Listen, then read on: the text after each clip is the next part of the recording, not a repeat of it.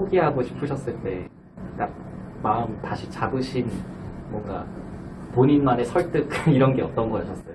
많았어요. 그러니까 포기도 되게 많이 하고 싶었어요. 사실은 이제 그만할까? 이 정도면 됐지 않을까? 제 아내가 이제 할 만큼 하지 않았어? 이제 그만할 때 됐잖아. 이렇게 계속 얘기를 하는 거죠. 근데 일단은 저도 자존심 문제가 있었어요. 네. 여기 뒤에 계신 분들이랑 처음에 인포레버에서 2년 반 정도 이제 학습을 하다가 따로 이제 그룹을 만들어서 나가서 이제 저 세 분이 저랑 같이 셋이 이제 학습을 했어요. 그때 당시에 저 두 분 다 합격했거든요. 저는 계속 떨어진 상태였고. 그러다 보니까 충격인 거죠, 저도. 제 나름대로. 아니, 합격은 하는구나. 역시 합격은 할 수 있는 거구나. 근데 왜 나는 왜 안 되지? 충격인 거죠, 사실은. 일단 그 자존심 문제가 있었고, 그 다음에, 투자한 비용과 시간도 아까웠어요. 사실 이 공부가 2년 정도만 지나도, 그 다음에 나가려고 하면 못 나가요. 늪이야. 제가 많이 봤어요, 진짜. 학습하시다 그만두셔서 다시 오신 분들 엄청 많이 봤어요. 제가 8년 동안 저보다 늦게 하신 사람이 힘들어요 하고 나갔다가 다시 들어와서 그분 먼저 합격하고 되게 많이 봤거든요. 저보다 그러니까 기본만 때 와서 저랑 학습한 사람이 저보다 빨리 합격한 것도 많이 봤고, 그러면서 저도 일단 투자한 시간과 비용이 아까웠고 저희 자존심 문제도 있었고, 그리고 내가 이걸 포기하면은 다른 것도 아무것도 못할 것 같은 생각이 들더라고요. 지금 학습하신 지 얼마나 되셨죠? 4주 차입니다. 4주 차요? 저 같은 사람 만나면 좀 암울하신데, 사실 6개월 만에 합격했어요. 이런 사람이 왔어야 되는데.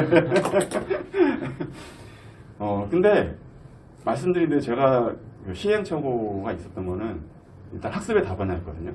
한 가지 방법으로 쭉 밀고 나가는 것도 중요해요. 제가 볼 때는. 근데, 처음에는 저희 공부할 때, 그때 당시만 해도 자료가 많지는 않았어요.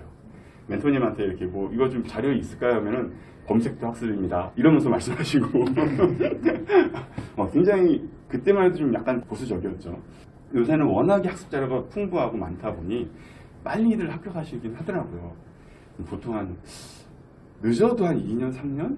2년 합격을 하시더라고요. 다들 보면은. 저는 이제 제가 머리도 나쁘고, 비리고, 이러다 보니까 이제 좀 늦어지긴 했는데, 그러니까 워낙에 일단 자료가 많기 때문에 어떤 자료를 가지고 내가 공부할 건지는 판단을 하셔서 본인에 맞게끔 이제 하셔야죠. 그것도 방법이에요. 그러니까 다른 분들 서브라든지 아니면 다른 학원에서 나오는 자료를 가지고 공부하는 것도 하나의 학습 방법이에요. 그거는 제가 볼 때는 반복적으로 보면은 이해는 돼요. 언젠가는. 그리고 본인이 궁금하면 찾아보고 검색하게 되거든요.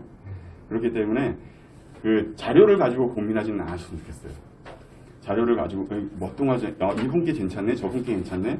그거는 본인들이 판단하시고 공부를 하시는데, 제가 당부드리고 싶은 말씀은 자료를 만들지 마세요. 어떤 분은 집필을 하시더라고요.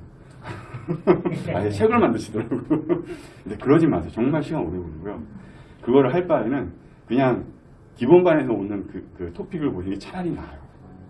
집필은 하지 마시고, 물론 그건 있죠. 내가 내 자료를 만들려면 첨언하고 첨부하고 그건 있어요, 당연히. 그러니까 단권을 하는 건 좋긴 해요. 자료에 대해서. 내가 공부하고 싶은 거, 학습하고 싶은 거, 내가 볼 거. 이거는 따로 모아두시는 건 맞아요.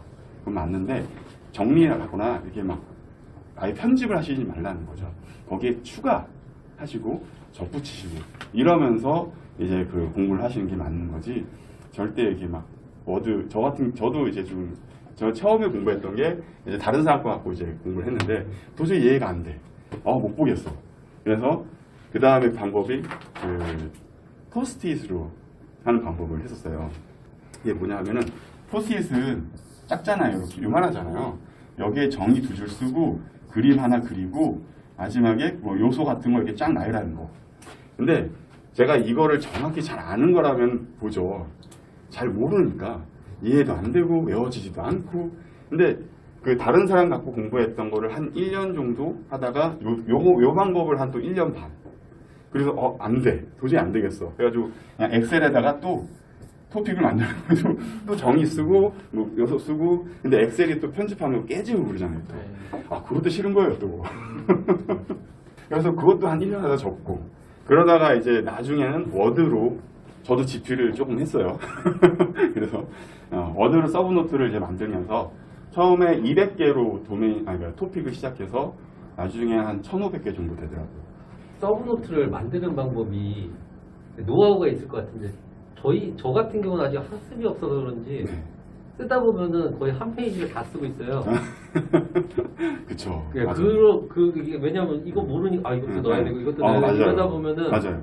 너무 그 시간도 많이 들고 그쵸. 공부한 것 같지도 않고. 그래서 저는 말씀드리고 싶은 건 뭐냐면은 남의 자료로 일단 공부해라.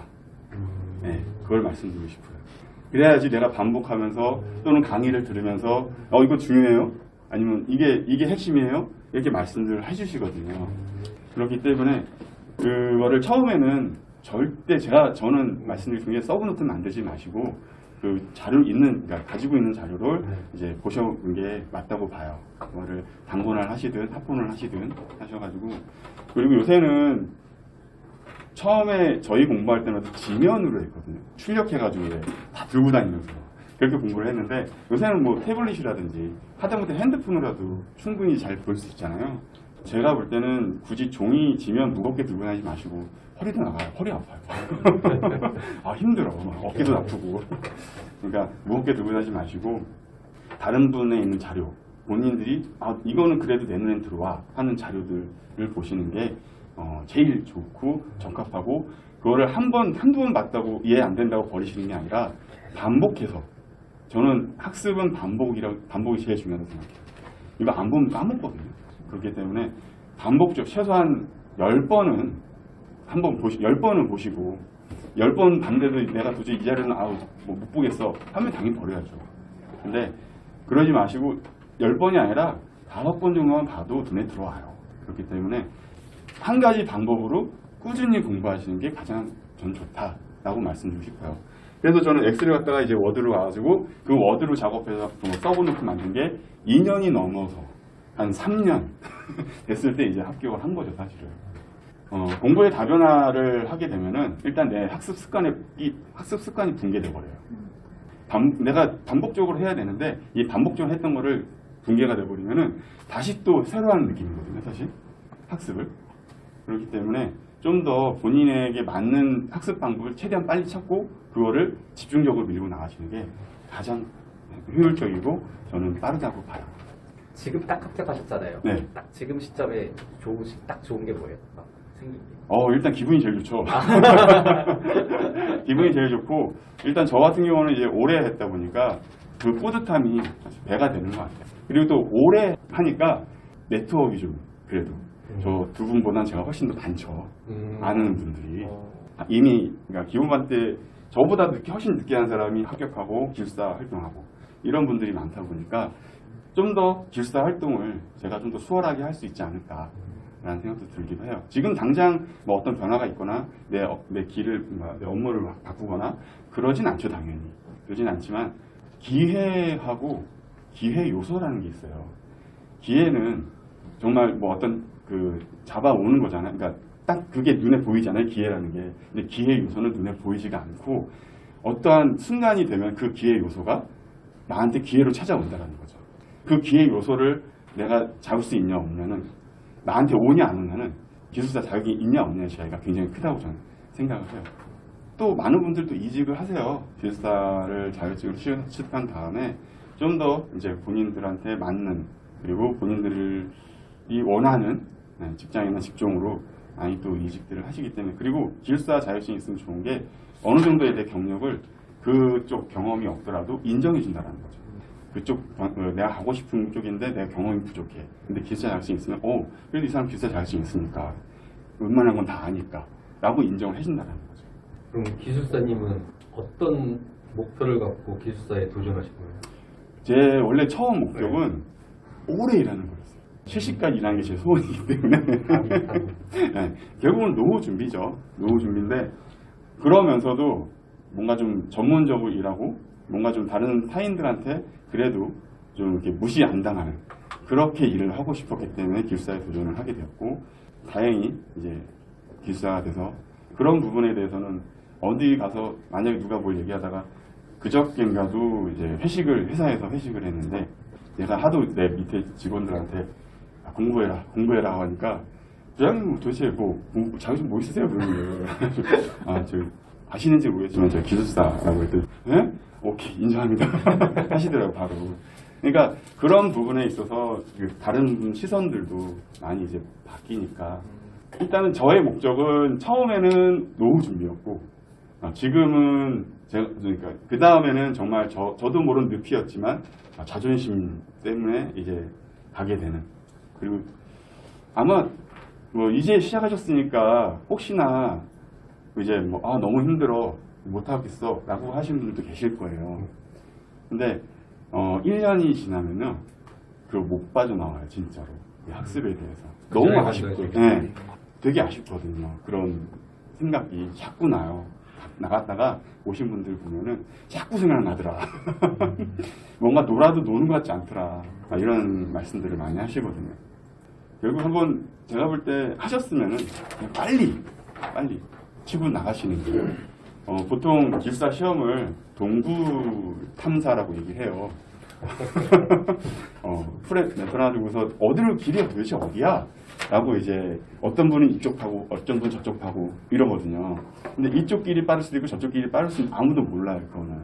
근데 그 동부를 얼마나 내가 힘을 들이면서 효율적으로 빠져나가냐는 어쨌든 본인들 모습이기 때문에 본인들이 좀 더 빠르고 내가 어떻게 하면 빨리 학습하고 공부하고 머리에 잘 담고 그 다음에 어떻게 잘 표현하고 하는지를 고민을 많이 하시는 게 맞는 것 같아요.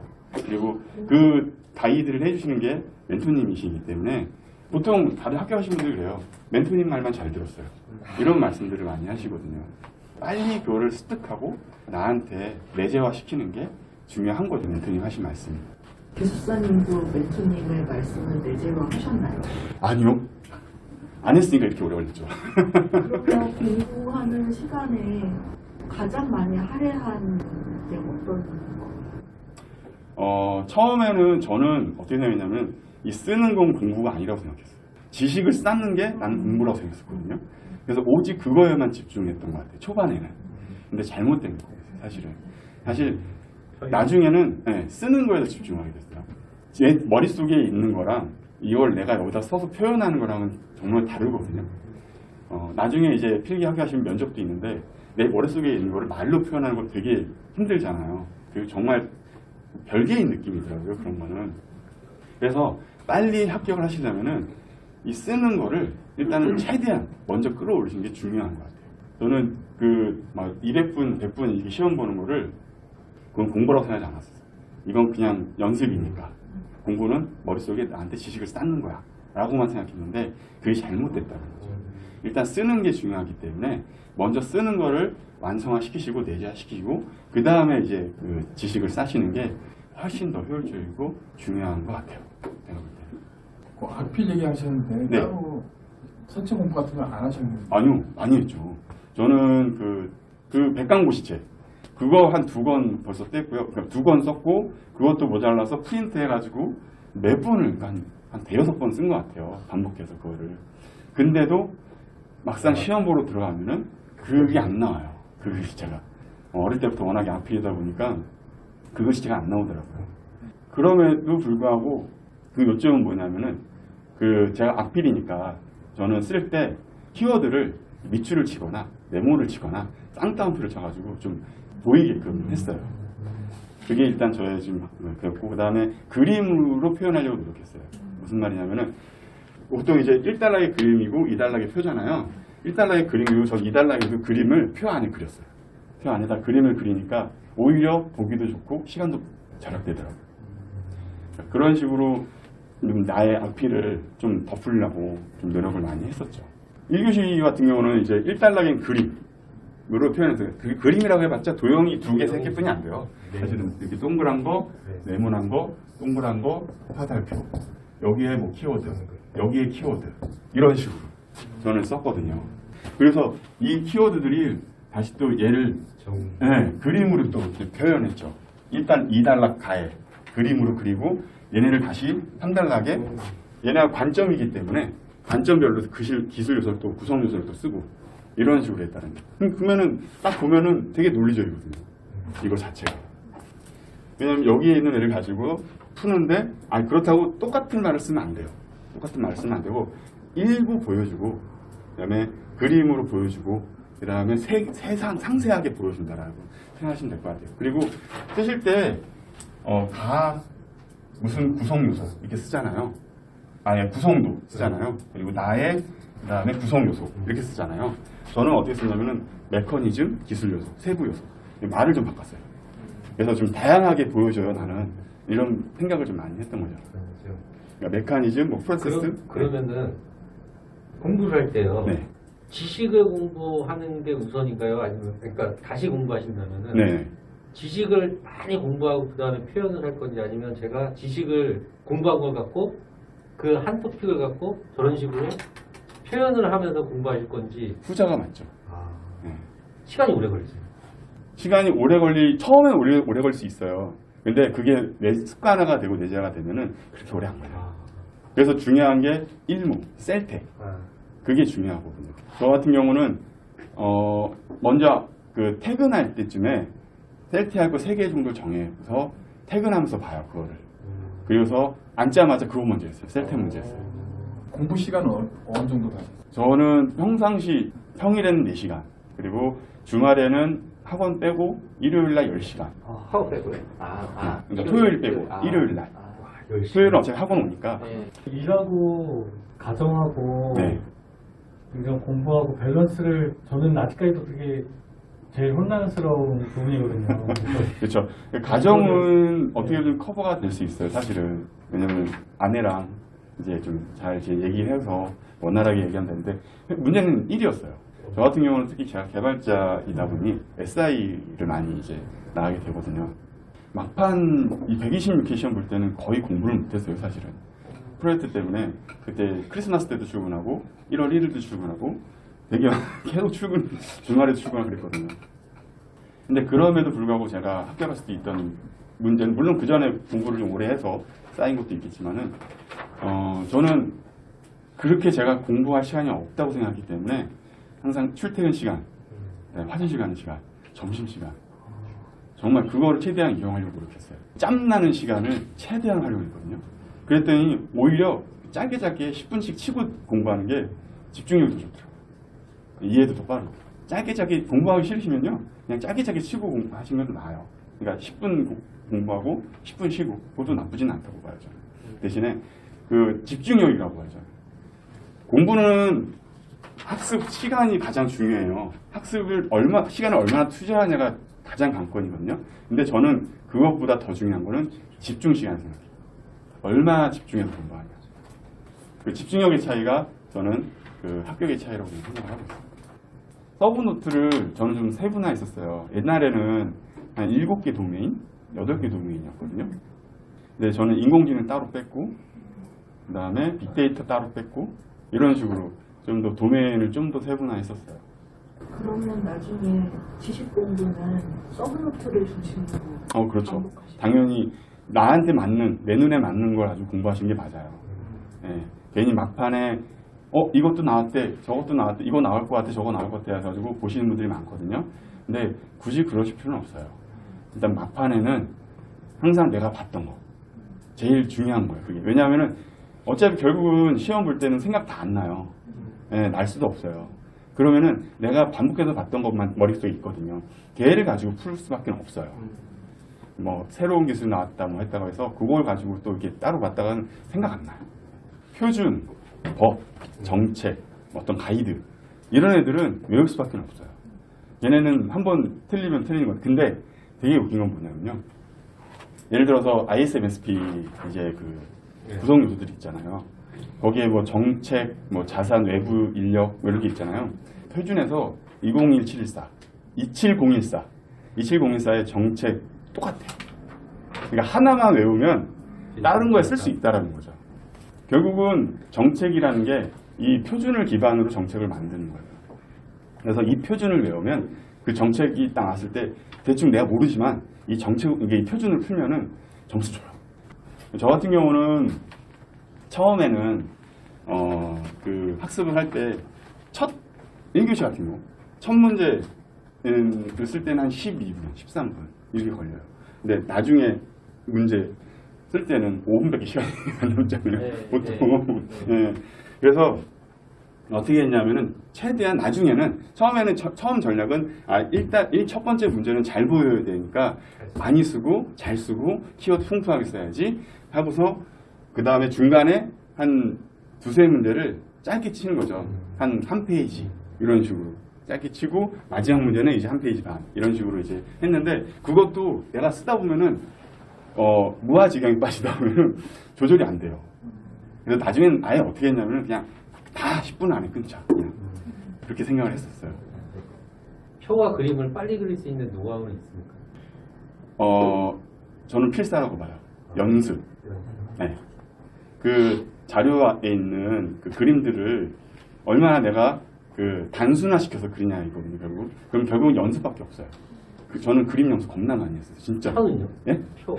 표는 사실 딱 4단표는 사실 힘들잖아요. 3단표인데 결국 이 관점만 좀 잘 나누면은 예를 들어서 뭐 IT 경영에 PST 있잖아요. 정책, 경제, 사회, 기술, 정경사기 그런 식으로 외워두고서 이제 그거에 따른 세부 요소들을 이 가운데 게 중요하니까 이 구성도가 중요하니까 저는 일단 관점만 좀 잘 나누면 용어는 어느 정도 지금 나올 수 있는 그렇게 이제 생각을 자꾸 꺼집어냈었죠. 저는 가장 어려웠던 게 그림이었어요. 앞에 있는 사람은 반드시 템플릿을 쓰셔야 돼요. 처음에 공부 학습할 때만 저희 일자 자극이 안 됐었어요. 그때는. 그래서 저한테는 엄청 불리했죠. 저희 이광혁 일사님 정말 그림 잘 그리세요. 되게 부러웠어요. 글씨도 좋으시고 그림도 잘 그리시고 엄청 제가 부러워했었죠. 근데 나중에 템플릿자가 나오니까 오히려 저한테는 좀 유리했어요. 템플릿자를 써야지 반듯해지니까. 네. 저는 이제 그림 조잡하고 막 그랬잖아요, 처음에. 그래서 저한테는 템플릿자가 구세주였어요. 출퇴근 시간이 좀 긴데 네. 출퇴근 시간에 공부하는 방법은 혹시 뭐 어떤 식으로 하셨어요? 일단 버스는 힘들어요. 버스는 힘들고 지하철은 괜찮아요. 지하철에서는 이제 좀 볼 수 있거든요. 텍스트로 된 걸 네. 보셨어요? 네. 그러니까 제 서브노트를 이제 갖다든지 아. 아니면은 저는 주로 왔다 갔다 하면서 검색을 많이 했어요. 내가 궁금한 거. 그게 뭐였지? 내가 어제 학습하다가 보통 이러신 분도 있어요. 공부하시다 보면은 이거에 빠져가지고 막 검색하고 막 이러신 분도 있어요. 그러지 마시고요. 모르는 건 그냥 그대로 모르는 넘어가세요. 그 다음에 출퇴근 시간, 짬나는 시간에 검색해서 알아보세요. 따로 적어놨다가 네. 모아놨어요. 저는 여기 핸드폰에 메모장에다가 그런 걸 이제 적어놔가지고 뭐였지 하고 본 다음에 검색을 했거든요. 그런 식으로 짬나는 시간에 검색을 하시면은 오히려 그게 더 집중도가 있어서 이해가 빨라요. 동양 파악은 저는 이제 주기동은 꼭 봤고요. 저는 문단별로 아예 그냥 분리를 해버렸어요. 일요일날 그런 걸 일요일날 주로 했거든요. 그래서 일요일날 일단 주기동이랑 그 다음에 그 학원 카페에 보면은 신문 정리해 주시는 거 있어요. 전자신문. 그런 거 이제 좀 보고 그 다음에 그냥 가볍게 메일링 받잖아요. 그런 건 가볍게 스쳐 지나가게 그냥 봤어요. 그렇다고 이렇게 요새는 뭐가 대세래, 뭐가 중요하대 해서 거기에 휩쓸리지는 않았고요. 처음에는 휩쓸렸죠, 당연히. 저도 공부법을 모르고 하니까. 근데 나중에는 그런 거보다는 그냥 주기동이랑 그 다음에 신문 정리하신 거 그런 거 위주로 좀 봤어요. 따로 정책이라든지 동향 이런 걸 파악하지는 않았어요.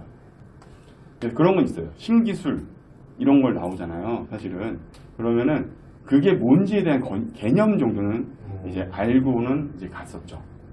혹시나 모르니까 세부 요소나 기술이나 그림이나 이런 건 생각은 안 했는데 개념 정도는 아는 거예요. 저희가 이제 검색을 많이 하잖아요. 검색하다 보면은 네. 이렇게 명확하게 딱 떨어지는 정의가 있는데 네. 사이트마다 거의 동일하게 나오는 정의가 있는 반면에 네. 또 어떤 기술, 신기술이나 어떤 그런 관점에 따라서 또 정의가 다 좀 틀리는 것도 되게 많잖아요. 그렇죠. 네. 그런 것들은 어떻게 저희 선별해서 근데 그 개념 맥락은 다 비슷할 거예요. 네. 단지 정의가 틀릴 뿐이지 맥락은 비슷할 거거든요. 그 맥락을 나한테 맞는 내가 이해만 하면 되는 거예요. 결국은. 네. 내가 이해만 하면 말을 만드는 거. 네. 그 흔히들 정의 쓰는 게 제일 어려워 하신 분들이 많아요. 그래서 저는 나중에 어떻게 했냐면은 제가 만약에 뭐 예를 들어서 뭐 어떤 토픽이다 하면은 그 토픽에 대한 기술 요소들이 있을 거 아니에요. 정의에다 다 따져 박았어요. 그냥 정의에다가 이러이러한 의한 기술, 이게 기반인 기술 대신에 뭐 때문에는 앞에 좀 써줬어요. 뭐를 목적으로, 뭐를 위해. 두 줄하면 부전에 쓸 수 있죠. 오히려 기술 요소를 이렇게 보여주면은 정의에 더 좋아요. 혹시 관련 서적 같은 것들도 많이 참고를 하셨나요? 아니면은 저는 책은 안 봤어요. 네. 처음 이제 그 인터넷 공부할 때는 책을 좀 샀었어요. 안 보게 되더라고요. 안 보게 돼가지고 그냥 저는 기술사 관련 자료들, 기술사 분들이 작성하신 거, 그리고 우리끼리 만든 자료 이런 거를 주로 이제 많이 봤죠. 따로 책을 보지는 않았어요. 그럼 뭐 약간 주기동 같은 데서 많이 나오는 키워드가 실제로 시험에 반영되는 경우가 많으셨나요? 시험 많이 보셨다고 하니까 트렌드가 있는지 네. 좀. 모의고사에는 많이 나오죠, 사실은. 근데 실전은 그렇게 많이 안 나와요. 실전에서는 출제하시는 분도 뭐 유강현 기사님도 항상 말씀하시는데 그 해에 나온 신기술을 바로 나오진 않는다. 왜냐하면 출제자들도 그것도 부담이기 때문에 본인들도 잘 모르거든요. 네. 그래서 그 해에 나왔다고 해서 그때 바로 나오진 않고 한 몇 년 뒤 그게 안정화가 되거나 또 없어질 수 있는 신기술이기 때문에 그거를 바로 이제 출제하지는 않는 것 같더라고요. 약간 그런 트렌드까지 고민을 해서 약간 공부의 그 정도를 좀 본인이 정하셨나요? 아니면 그거와 상관없이 그냥 다 한꺼번에 다 하셨나요? 그러니까 요새 뭐 최근에 나왔던 뭐 메타버스가 저희 뭐 그 자료에 많이 나오는데 네. 그 이거는 이번 안 나올 거니까 안 나올 가능성이 그러니까 뭐 약간 전략적으로 공부를 하셨는지. 전략적으로 공부하시는 분들도 있어요. 근데 저는 그냥 다 공부했어요. 무조건. 뭐가 나오고 뭐가 안 나오고 이런 전략을 생각할 순간에 오히려 저는 그냥 공부를 했어요. 네. 물론 예상 문제는 있죠, 당연히. 요거 나올 것 같아, 요거 나올 것 같아, 요거 나올 것 같아 라는 예상 문제는 나름 갖고 있지만 그렇다고 해서 지난번에 얘 나왔으니까 이번에 안 나올 거야 라고 생각을 하진 않았어요. 그냥 그런 거는 왜냐면은 메타버스 계속 나와요, 지금. 네. 몇 회차에 벌써 한 3-4번은 나왔던 걸로 같아요. 원래 메타버스가 78인가에 나왔던 문제, 88인가 87인가 78인가 나왔던 문제예요. 그때 나왔던 게 다시 끄집어 나오는 거예요, 사실은. 그러니까 원래 있던 개념이었던 거죠, 결국은. 네. 근데 그 옛날에 메타버스가 있었는데 그때는 없어졌던 게 기술력이 안 됐던 거죠. 근데 지금은 기술력이 되잖아요. 그래서 계속 이슈가 되는 거고 거기에 블록체인까지 이제 엮여 있으니까 더더욱 이슈가 되는 거죠. 저는 뭐 메타버스도 그렇고 블록체인도 그렇지만은 저는 항상 생각했던 게 산업적으로 좀 생각을 좀 하긴 했었어요. 나중에는 산업적으로 생각해서 클라우드 가장 밀접하거든요. 네, 클라우드라든지 어떤 그런 데브옵스 이런 것들을 저는 좀 더 학습에 좀 비중을 줬던 것 같아요. 그런 신기술보다는 클라우드가 계속 이제 활성화가 되면서 최근에는 이제 민간 클라우드를 공공에 사용한다라고 이제 발표를 하고 TPP라는 개념이 또 나왔잖아요. 네, 그런 것처럼 계속적으로 정책이 그러니까 그쪽으로 가면은 어쩔 수 없이 계속 걔는 갈 수밖에 없는 거거든요. 클라우드 같은 경우는. 그래서 저는 정책이나 어떤 산업적 측면에서의 그 기술을 좀 더 보시는 게 그러니까 조금 넓은 관점에서 보시는 게 저는 중요하다고 생각을 해요. 방어용 토픽을 따로 정해 두시지는 않는. 그러진 않았어요. 저는 방어용, 공격형 이런 건 없었어요. 단지 내가 잘 아는 거는 잘 쓰자는 주의이긴 했는데 그렇다고 따로 뭐 방어나 공격형 이런 거 하진 않았어요.